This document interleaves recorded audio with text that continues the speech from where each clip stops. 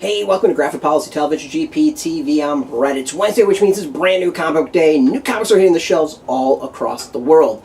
Digitally, physically, it's like the best day of the week because it's a new comic book day. Now, one comic that everyone is looking forward to, or, the hype is building towards, is Action Comics number 1000. Well, that's going to be on shelves pretty soon. Before it gets here, we, of course, have issue 999. So DC Comics has hooked us up with a copy of Action Comics 999.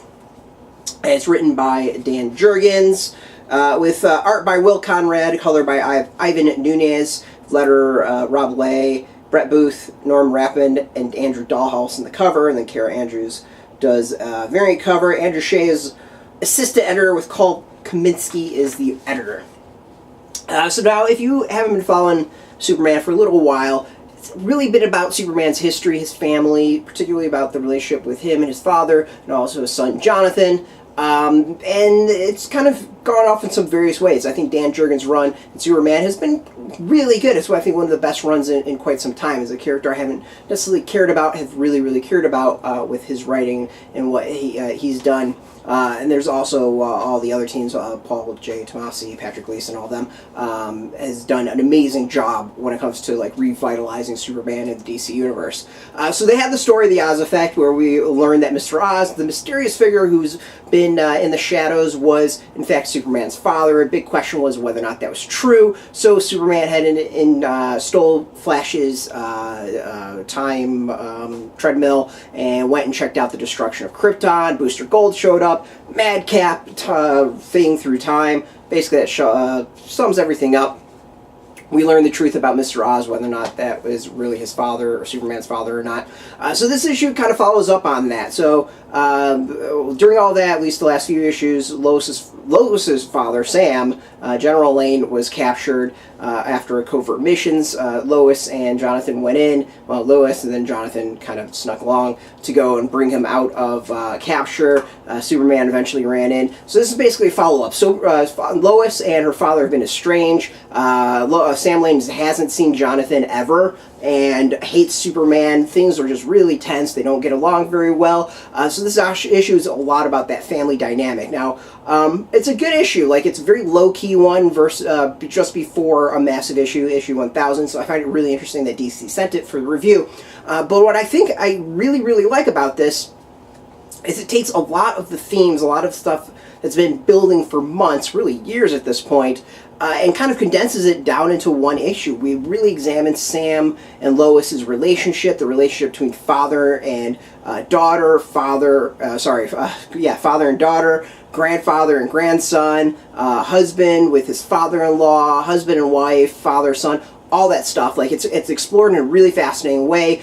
We've got Superman fighting Cyborg Superman, which plays into this, and it really just talks about forgiveness and dealing with loss and estrangement with family and what that can do to people. It's just that really great end note to a run, basically. I think this is a solid comic. It deals with a lot of the themes that have been going on and ties it up nicely in this nice little bow. Obviously, we're all waiting for Action Comics 1000 to see what the next journey is going to be. As far as the art's solid. I mean, the Superman books have been doing really good art for quite some time. It's entertaining. It looks good. None of this really blows me away. It just looks good is the best way of putting it. This isn't art that's groundbreaking, but it's just it's got those good fundamentals and it looks decent.